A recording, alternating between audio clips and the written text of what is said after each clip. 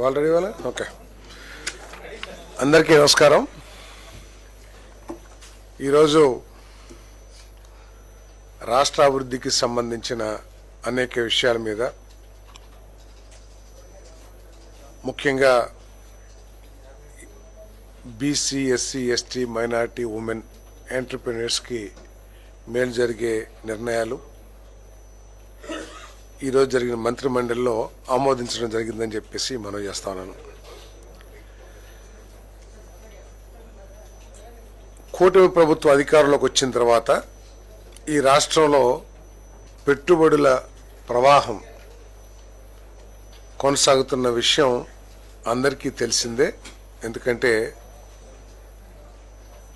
ఎన్ని పెద్ద పెద్ద దిగ్గజాలు, కార్పొరేట్ దిగ్గజాలు మన ఆంధ్రప్రదేశ్కు వచ్చి ప్రభుత్వంతో, ముఖ్యంగా ముఖ్యమంత్రి గారు లోకేష్ గారితో మీటింగ్ ఏర్పాటు చేసుకుని వాళ్ళు అగ్రిమెంట్ చేసుకుంటూ అన్ని కూడా చూస్తూ ఉన్నారు.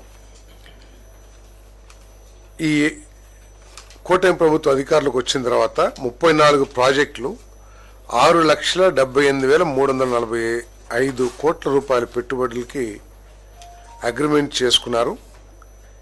ఈ పెట్టుబడుల ద్వారా 4,28,705 జాబ్స్, ఉపాధి అవకాశాలు, ఉద్యోగ అవకాశాలు ఈ రాష్ట్ర యువతి యువకులకి అందుబాటులోకి వస్తాయని చెప్పేసి మనవి చేస్తాను. ముఖ్యమంత్రి గారు అగాధంలో నెట్టబడిన ఈ రాష్ట్రాన్ని అభివృద్ధి పదంలోకి తీసుకురావటానికి, భవిష్యత్ ఆగమ్య గోచరంగా మారిపోయిన యువతీ యువకులకు మంచి ఉద్యోగ అవకాశాలు కల్పించాలనే లక్ష్యంతో ఆయన అహర్నిశలు కష్టపడి మరి ఈ పెట్టుబడులన్నీ కూడా తీసుకురావడం జరిగిందని చెప్పేసి మనం చేస్తాను. ముఖ్యంగా ఈరోజు ఇండస్ట్రియల్ పాలసీస్కి కొన్ని అమెండ్మెంట్స్ తీసుకొచ్చి ప్రత్యేకంగా women, BC, SC, ST, specially abled ఈ వర్గాల వాళ్ళకి పెట్టుబడులు పెట్టిన పరిస్థితుల్లో వారిని వ్యాపారస్తులుగా చేయాలి అనే లక్ష్యంతో వారికి ఇన్సెంటివ్స్ అన్ని కూడా పెంచడం జరిగిందని చెప్పేసి నేను మనవి చేస్తాను. దానికోసం మరి అమెండ్మెంట్ తీసుకురావడం జరిగింది పాలసీస్లో.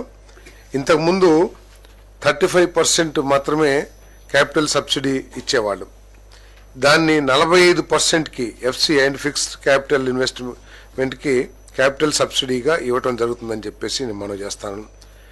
అంతేకాకుండా ఈ ట్రాన్స్పోర్ట్ బిజినెస్ వాళ్ళు కూడా, లాజిస్టిక్స్, ఇది ఇంతకుముందు మ్యానుఫ్యాక్చరింగ్ యాక్టివిటీస్కి మన ఇన్సెంటివ్స్ ఇస్తే ఇప్పుడు లాజిస్టిక్స్కి, ట్రాన్స్పోర్ట్కి కూడా 45% సబ్సిడీ ఇవ్వాలని, అది మ్యాక్సిమం 75 lakhsకి ఇవ్వాలని చెప్పేసి నిర్ణయం తీసుకోవడం జరిగిందని చెప్పేసి మనం చేస్తాం. ఈ ఇన్సెంటివ్స్ అన్నీ కూడా కొత్తగా పెట్టుబడి పెట్టే SC, ST, BC, minority, women ఎంటర్‌ప్రెన్యూర్స్కి సంబంధించిందని చెప్పేసి కూడా తెలియజేస్తూ పాత వాళ్ళకి మరి 40% మాత్రమే ఇవ్వటం జరుగుతుందని చెప్పేసి కూడా మనం చేస్తాం. దాంతోపాటు ఇంతకుముందు ఎస్సీ, ఎస్టీ ఎంటర్‌ప్రెన్యూర్స్కి కేవలం 50% subsidy, maximum limited to 20 lakhs land cost మీద సబ్సిడీ ఇచ్చేవాళ్ళు. ఈరోజు అలా కాకుండా దాన్ని 75% rebate on land cost with cap 25 lakhs rupees, అంటే maximum 25 lakhs rupees, 75% of the cost of the land, maximum 25 lakhs SC, ST ఎంటర్‌ప్రెన్యూర్స్కి ప్రత్యేకంగా ఇవ్వటం జరుగుతుందని చెప్పేసి కూడా నేను మనం చేస్తాను. అదేవిధంగా ఇంతకు ముందున్న ఎంఎస్ఎంఈడిపి పాలసీ 40లో women, BC, SC, ST, specially abled వాళ్ళకి రూపాయి పవర్ సబ్సిడీ, రూపాయి ప్రతి యూనిట్కి కూడా సబ్సిడీ ఇచ్చేవాళ్ళు. 6 సంవత్సరాలకి సబ్సిడీ ఇచ్చేవాళ్ళు. ఎస్సీ, ఎస్టీ ఎంటర్‌ప్రెన్యూర్స్కి 1.5 రూపీస్ పర్ యూనిట్ 5 సంవత్సరాలకి ఇచ్చేవాళ్ళు. ఇప్పుడు అన్ని వర్గాలకు కూడా, అంటే SC, ST, BC, minority, women అందరికీ కూడా 1.5 రూపీస్ పర్ యూనిట్ సబ్సిడీ 5 సంవత్సరాలకి ఇవ్వబడుతుందని చెప్పేసి కూడా ఈ సందర్భంగా మన కేబినెట్ ఆమోదించిందని చెప్పేసి కూడా తెలియజేస్తాను. అదేవిధంగా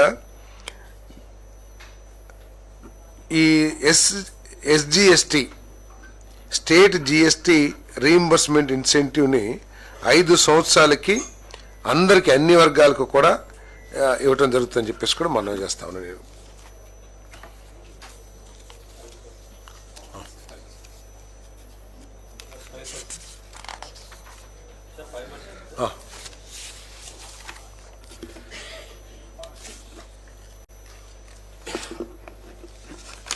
అదేవిధంగా ఇండస్ట్రీస్ డిపార్ట్మెంట్ వారు కొన్ని కంపెనీ కోరమాండల్ ఇంటర్నేషనల్ లిమిటెడ్, అదేవిధంగా అసోసియేషన్ ఆఫ్ లేడీ ఎలీప్, తర్వాత ఈఎంసీ కొబ్బర్తి వాళ్ళు కొన్ని ఇన్సెంటివ్స్ని ప్రభుత్వానికి కోరటం జరిగింది. దాని మీద చర్చించి ఈరోజు వారు ఏదైతే ఇన్సెంటివ్స్ కావాలని చెప్పేసి ప్రభుత్వాన్ని కోరారో వాటిని కూడా అప్రూవ్ చేయటం జరిగిందని చెప్పేసి మనం చేస్తాము. ఈ కోరమాండల్ వాళ్ళు కోరింది ఏమిటంటే, వాళ్ళు రిక్వెస్ట్ చేసింది ఏమిటంటే క్యాపిటల్ ఇన్వెస్ట్మెంట్ సబ్సిడీ 30% కావాలన్నారు. 10 ఈక్వల్ ఇన్స్టాల్మెంట్స్లో కావాలని చెప్పేసి రిక్వెస్ట్ చేశారు. దాన్ని మంత్రిమండలి ఆమోదించిందని చెప్పేసి మనం చేస్తాము. అదేవిధంగా డీకార్బనైజేషన్ ఏదైతే ఉందో, కార్బన దాన్ని ఉందో, దానికి 25% ఆఫ్ ఈక్వల్ కాస్ట్ 10 ఇన్స్టాల్మెంట్స్లో సబ్సిడీ ఇన్సెంటివ్స్ అడిగారు. అది కూడా ప్రభుత్వం యాక్సెప్ట్ చేసిందని చెప్పేసి మనం చేస్తాను. పవర్ టారిఫ్ ₹2 3.5 crores యూనిట్స్కి, అంటే 3.5 కోట్ల యూనిట్లకి ₹2 సబ్సిడీ పర్ ఇయర్ 10 సంవత్సరాలు, అంటే 3.5 crores units per year, subsidy ₹2, ఈ incentives period 10 years. Per unit ₹2. వాళ్ళ total requirement 3.5 crores per annum, అది 10 yearsకి ఇవ్వటం జరిగిందని చెప్పేసి మనం చేస్తాము. అదేవిధంగా పేరోల్ సబ్సిడీ కూడా 20% ఆఫ్ ది పేరోల్ కాస్ట్ ఏదైతే జీతాలు ఉన్నాయో దాని మీద కూడా ఇవ్వటం జరుగుతుందని చెప్పేసి మనం చేస్తాము. అదేవిధంగా అలీప్ వారు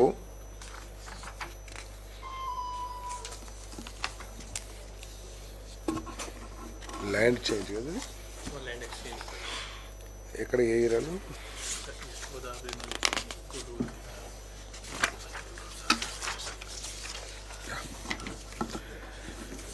అలీప్ వారికి ఇంతకుముందు బాలభద్రాపురం ఈస్ట్ గోదావరిలో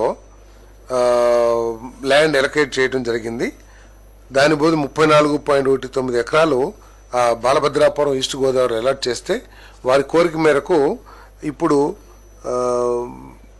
ఎక్కడికి అనకాపల్లిలో 31.77 ఎకరాలు అలాట్ చేయడం జరిగింది అని చెప్పేసి కోడూరు విలేజ్ అనకాపల్లి జిల్లాలో మొత్తం దీని మూలంగా అలీప్ మూలంగా 6,000 మందికి ఉద్యోగ అవకాశాలు, 305 కోట్ల రూపాయలు పెట్టుబడి రాష్ట్రంలోకి వస్తుందని చెప్పేసి మనం చేస్తాను. అదేవిధంగా కోరమాండల్ ఇంటర్నేషనల్ లిమిటెడ్ ఏదైతే ఇంతకుముందు ఇన్సెంటివ్స్ చెప్పానో వారు 1,539 కోట్ల రూపాయలు రాష్ట్రంలో ఇన్వెస్ట్మెంట్ చేయడమే కాకుండా 750 మందికి ఉద్యోగ అవకాశాలు లభిస్తాయని చెప్పేసి కూడా మరి వారు తెలియజేశారు. వారి ప్రపోజల్ ఏదైతే ఇండస్ట్రీస్ డిపార్ట్మెంట్ మూవ్ చేసిందో దాన్ని మంత్రిమండలి ఆమోదించడం జరిగిందని చెప్పేసి కూడా మనం చేస్తాను. అదేవిధంగా ఈ రెవెన్యూ విషయాల్లో ఏదైతే డిస్ప్యూట్స్ ఉంటాయో లేదా ప్రభుత్వం తరపు నుంచి ఏదైతే అడ్జుడికేటింగ్ ఇష్యూస్ ఉంటాయో, ఇప్పటివరకు first appellate authority MRO.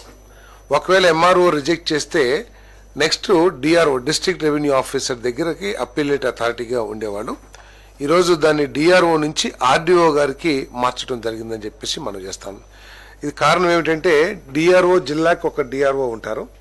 So జిల్లాకి సంబంధించిన అన్ని ఈ లిటిగేషన్ ఏదైతే ఉంటాయో అవన్నీ ఒకే వ్యక్తి హ్యాండిల్ చేయాలంటే చాలా ఆలస్యం అవటమే కాకుండా ఎవరైతే కక్షిదారులు ఉంటారో, ఎవరికైతే పార్టీస్ ఉంటారో వాళ్ళందరూ జిల్లాకి దూర ప్రాంతాల్లో ఉన్న జిల్లా కేంద్రానికి వెళ్ళి అక్కడ పడిగాపులు పడి చాలా ఇబ్బందులు ఎదుర్కొంటున్నారనే ఉద్దేశంతో ఇప్పుడు రెవెన్యూ డివిజన్లు కూడా చాలా చిన్నగా అయిన విషయం మనకు తెలిసిందే.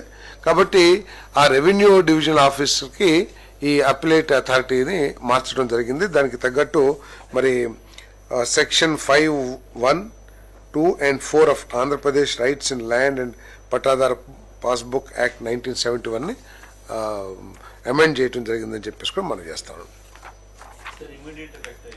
యా, అంటే ఇప్పుడు మరి ఇది ఉంది కదా, కోడ్ ఉంది కదా, తర్వాత వాటర్ రిసోర్సెస్ డిపార్ట్మెంట్ వారు ఒక కేబినెట్ ముందుకు ఒక ప్రతిపాదన తీసుకురావడం జరిగింది. ఏమిటంటే గత ప్రభుత్వం 2014-19 సమయంలో చంద్రబాబు నాయుడు గారు ముఖ్యమంత్రిగా ఉన్నప్పుడు చెరువుల్ని అభివృద్ధి చేయడానికి, వాటర్ హోల్డింగ్ కెపాసిటీని పెంచడానికి కానివ్వండి, లేదు గ్రౌండ్ వాటర్ పెంచడానికి కానివ్వండి, నీరు చెట్టు కింద కొన్ని వేల కోట్ల రూపాయల ఖర్చుతో కొన్ని వేల పనులు చేయటం జరిగిందని చెప్పేసి మనం చేస్తా ఉన్నాను.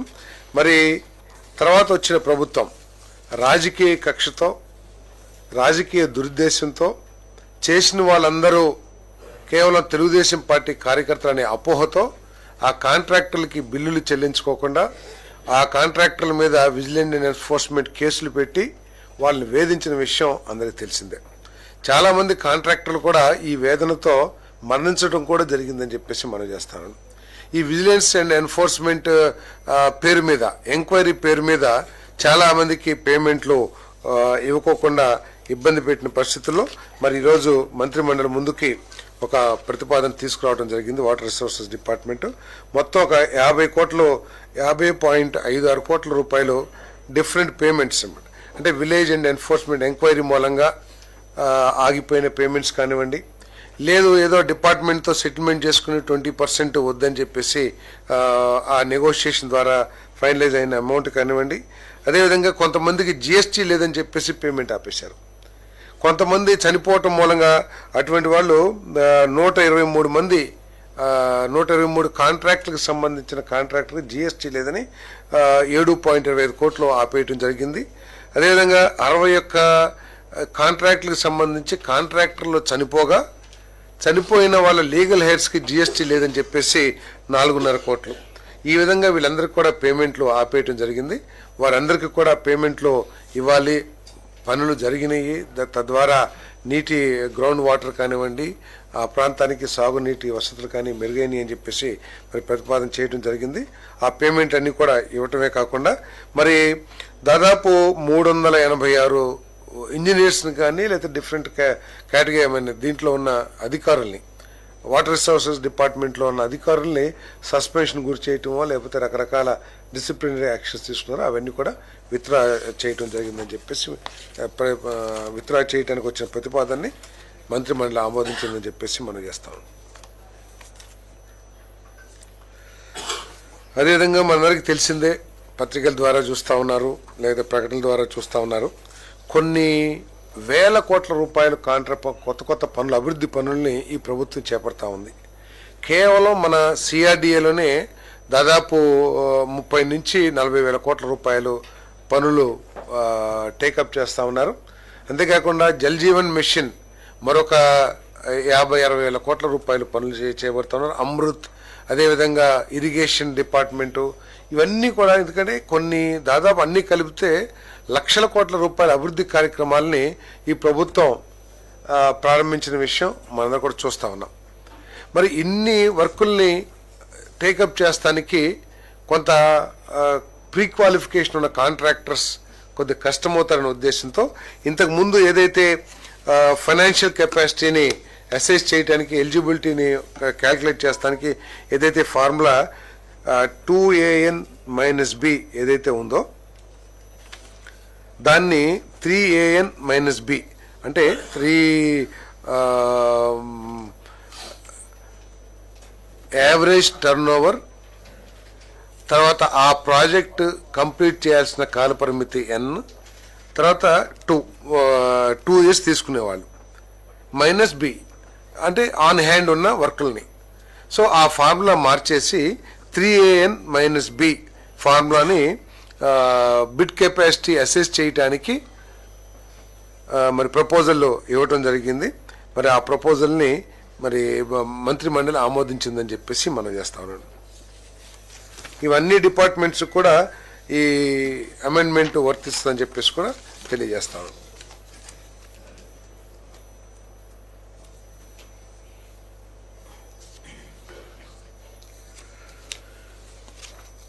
పోలవరం ప్రాజెక్టుకి సంబంధించి R&R వర్క్స్ ఏదైతే ఉన్నాయో దాదాపు కొన్ని 13,938 ఇళ్లని 50 కాలనీస్లో డెవలప్ చేయడానికి Panchayati Raj department, R&B department, housing construction department, housing department వారు టేకప్ చేసిన విషయం తెలిసిందే. ఇంకా చాలా ఇల్లు దాదాపు 3-4 వేల ఇల్లు ఇంకా కట్టాల్సిన అవసరం ఉంది. ఇప్పుడు ఆ ఇల్లు ఎందుకంటే గత ప్రభుత్వం దీని మీద పూర్తిగా నిర్లక్ష్యం వహించి వాటిని పూర్తి చేయకోకుండా కొన్ని వేల కోట్ల పెట్టుబడిని కూడా ప్రభుత్వ సొమ్మును కూడా నిరుపయోగంగా అయిపోయినా కూడా బాధ్యతారహితంగా ప్రవర్తించిన విషయం అందరికీ తెలిసిందే. ప్రస్తుతం పోలవరం ప్రాజెక్ట్ని త్వరితగతిన పూర్తి చేయాలని 2027కి పూర్తి చేయాలనే లక్ష్యంతో పనిచేస్తున్న ఈ ప్రభుత్వం మరి అక్కడ నిరాశ్రయులైపోయి ఆ ప్రాజెక్ట్ మూలంగా నిరాశ్రయులయ్యే వాళ్ళందరికీ కూడా R&R ప్యాకేజీ ఇవ్వాల్సిన బాధ్యత ఉంది. కాబట్టి ఆ ఇళ్లను పూర్తి చేయాల్సిన అవసరం ఏర్పడుతుంది. ఇప్పుడు ఆ ఇళ్లని అదే కాంట్రాక్టర్లతో చేపించుకుని ప్రైజ్ ఎస్కలేషను ఇచ్చి చేపించినా లేదు ఫ్రెష్ టెండర్ పిలిచి కొత్తగా ఇచ్చినా కూడా పెద్ద డిఫరెన్స్ ఏం లేకపోవటం మూలంగా వీటన్నిటిని కూడా క్యాన్సిల్ చేసి మళ్ళీ కొత్తగా టెండర్స్ పిలిచి త్వరితగతిన వాటిని పూర్తి చేయాలని చెప్పేసి, అంతేకాకుండా ఎవరైతే నిరాశ్రయులు ఆ కాలనీస్కి తీసుకురాబడతారో వాళ్ళకి కావాల్సిన సోషల్ ఇన్ఫ్రాస్ట్రక్చర్ని కూడా ఏర్పాటు చేయాలని చెప్పేసి ముఖ్యమంత్రి గారు సూచించడం జరిగింది. అంటే స్కూల్స్ కానివ్వండి, లేకపోతే టెంపుల్స్ కానివ్వండి, అన్ని వసతులు అంటే ఎట్టి పరిస్థితుల్లో కూడా వారు ఇబ్బంది పడుకోకుండా కొత్త కాలనీస్కి వచ్చిన తర్వాత ఉపాధి పరంగా కానివ్వండి, లేకపోతే సోషల్ ఇన్ఫ్రాస్ట్రక్చర్ కానివ్వండి, ఎటువంటి ఇబ్బంది లేకుండా ఉండే విధంగా చర్యలు తీసుకోవాలని చెప్పేసి కూడా ముఖ్యమంత్రి గారు సూచించేయడం జరిగిందని చెప్పేసి మనం చేస్తాము. మరి టీటీడీలో ఇటీవల చాలా వార్తలు వింటా ఉన్నాం. ఈరోజు మంత్రిమండలి ముందుకి 15 మంది పోర్టు సూపర్వైజర్స్ని నియమించడానికి ఏర్పాటు చేయడానికి ప్రతిపాదన వచ్చింది. దాని ప్రమోషన్ వీళ్ళ మూలంగా ఏంటంటే ఈ తిరుపతిలో భక్తుల ప్రవాహం కూడా పెరిగిన విషయం మనకు తెలిసిందే. మరి ఇంతమంది పెరిగినప్పుడు ప్రసాదాలు కూడా ఎక్కువ క్వాంటిటీస్లో తయారవుతాం. వాటిని సూపర్విజన్ కూడా లేని పరిస్థితుల్లో వీరిని మన పోర్టు సూపర్వైజర్స్గా ఏర్పాటు చేయడం మూలంగా క్వాలిటీ కానివ్వండి, క్వాంటిటీ కానివ్వండి, వీటన్నిటికీ కూడా ఒక ఇది ఏర్పడుతుందనే ఉద్దేశంతో ఈ ప్రతిపాదనని మంత్రిమండలి ఆమోదించిందని చెప్పేసి కూడా మనం చేస్తాం. ఈ ఫుడ్ సేఫ్టీ రూల్స్ ఏదైతే ఉంటాయో వాటన్నిటిని కూడా అమలు చేయడానికి, వాటన్నిటిని కూడా మానిటర్ చేయడానికి బాగుంటుందని చెప్పి ఈ సూపర్వైజర్స్ మూలంగా మెరుగుపడుతుందని చెప్పేసి కూడా తెలియజేస్తాను.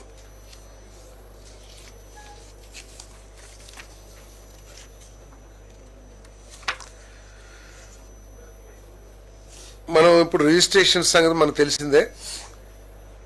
రిజిస్ట్రార్ ఆఫీస్కి వెళ్తే ఆస్పీషియస్ డేస్ మంచి రోజులప్పుడేమో ఫుల్ బిజీగా ఉండి అసలు మనుషులకి అక్కడ కూర్చుంటానికి కూడా అవకాశం లేని పరిస్థితులు, చాలా ఇన్కన్వీనియంట్ పరిస్థితులు మనందరం కూడా చూస్తూ ఉన్నాం. మరి దాన్ని అరికట్టాలనే ఉద్దేశంతో advance slot booking and dynamic queue management అనే విధానాన్ని తీసుకురావడం జరిగిందని చెప్పేసి తీసుకొచ్చే ప్రతిపాదన ఏదైతే ఉందో దాన్ని కేబినెట్ ఆమోదించిందని చెప్పేసి కూడా నేను మనవి చేస్తా ఉన్నాను. దీని మూలంగా ఏంటంటే ఈ సర్వీసెస్ వెళ్ళిపోయి పొద్దు నుంచి సాయంత్రం దాకా అక్కడ చెట్ల కింద లేకపోతే రోడ్ల మీద వెయిట్ చేసే పరిస్థితి లేకోకుండా మనకు కావాల్సిన రిజిస్ట్రేషన్ డాక్యుమెంట్స్ని ఆన్లైన్లో అప్లోడ్ చేయటం, ఏదైతే ఫార్మాట్స్ ఉంటాయో అది మనమే ఫీడ్ కూడా చేసుకోవచ్చు కావాలంటే. సో వాటన్నిటినీ అప్లోడ్ చేసిన తర్వాత మనకు ఒక టైం స్లాట్ వస్తుంది, లేదా మనకు కావాల్సిన టైం స్లాట్ కానివ్వండి, టైం స్లాట్ పెట్టుకుంటే దానికి మనకి ఆ టైం స్లాట్ ఇస్తారు. ఆ టైంకి వెళ్ళిపోయి మనం రిజిస్ట్రేషన్ చేసుకోవడానికి అవకాశం ఉంటుందనే ఉద్దేశంతో ఈ advance slot booking and dynamic queue మేనేజ్మెంట్ని తీసుకురావడం జరిగిందని చెప్పేసి కూడా నేను మనవి చేస్తాను. నేను క్రియేట్ చేస్తాను. దీంట్లో ఏంటంటే అన్ని డాక్యుమెంట్స్, అన్ని మాడ్యూల్స్, ఇప్పుడు ఏదైతే డాక్యుమెంట్ ఉంటుందో లేకపోతే మనం ముందు అప్లికేషన్స్ ఇస్తూ ఉంటాం, ఆన్లైన్లో పేమెంట్ చేయొచ్చు, లేకపోతే మనం పేమెంట్ చేస్తానికి మనం అప్లికేషన్ ఇవ్వాలి. ఆ అప్లికేషన్ అంతా కూడా దాంట్లో ఉంటుంది. ఫార్మేట్ దాన్ని ఏదో అంటారు, టెంప్లెట్ అంటారు. దాంట్లో మనం మన ఇన్ఫర్మేషన్ అంతా కూడా ఫీడ్ చేస్తే మనకి టైం స్లాట్, మనకు కావాల్సిన టైం స్లాట్ బుక్ అవుతుంది. ఆ స్లాట్కి మనం వెళ్తే ఇబ్బంది లేకోకుండా చేయొచ్చనే ఉద్దేశంతో ఈ కార్యక్రమాన్ని తీసుకున్నామని చెప్పేసి మనం చేస్తాను. అదేవిధంగా చెన్నై బెంగళూరు ఇండస్ట్రియల్ కారిడార్ ప్రాంతంలో కొంతమంది రైతులు అనాథరైజ్డ్గా ఆక్యుపేషన్లో ఉన్నారు. వారందరికీ కూడా పర్టికులర్గా 78,84,83,200 రూపాయలు వారికి కంపన్సేషన్ ఇచ్చి ఆ కారిడార్ని అభివృద్ధి చేసే లక్ష్యంతో వారికి 8 లక్షల రూపాయలు పర్ ఎకర్ వారికి ఎక్స్గ్రేషియా ఇచ్చే కార్యక్రమం ఏదైతే ప్రతిపాదించారో దాన్ని మంత్రిమండలి ఆమోదించిందని చెప్పేసి మనం చేస్తా ఉన్నాను. అంటే వారు అండర్టేకింగ్ ఇవ్వాలి.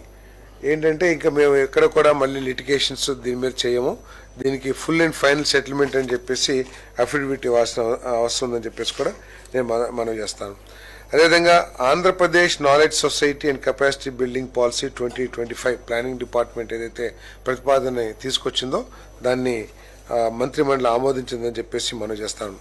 గతంలో ఉమ్మడి ఆంధ్రప్రదేశ్లో ఏ విధంగా అయితే మర్రి చెన్నారెడ్డి ఇన్స్టిట్యూట్ ఉండేదో దాన్ని ఏమంటారు, ఎంసీహెచ్ఆర్ హ్యూమన్ రిసోర్స్ డెవలప్మెంట్ ఏదైతే ఉండేదో అదే తరహాలో కేంద్ర ప్రభుత్వ పాలసీలకు తగ్గట్లు ఇక్కడ అటువంటి సెంటర్ని ఒక దాన్ని డెవలప్ చేయాలని చెప్పేసి మరి ఏదైతే ప్రతిపాదన వచ్చిందో దాన్ని మంత్రిమండలి ఆమోదించింది. ముఖ్యమంత్రి గారు మన అనంతపూర్లో ఎక్సైజ్కు సంబంధించిన కస్టమ్స్కు సంబంధించిన ట్రైనింగ్ ఇన్స్టిట్యూట్ ఏదైతే ఉందో ఆ మోడల్లో, ఎందుకంటే అన్ని వసతులతో చాలా బ్రహ్మాండంగా ఏర్పాటు చేశారు. దాన్ని చూసి ఒక కమిటీ మంత్రిమండలిలో ఒక 2-3 వెళ్ళి దాన్ని చూసి అన్ని వసతులతో కూడిన ఈ సెంటర్ని ఇక్కడ అమరావతిలో డెవలప్ చేయాలని చెప్పేసి ఏదైతే ప్రతిపాదన వచ్చిందో దాన్ని ఆమోదించడం జరిగిందని చెప్పేసి మనం చేస్తాం.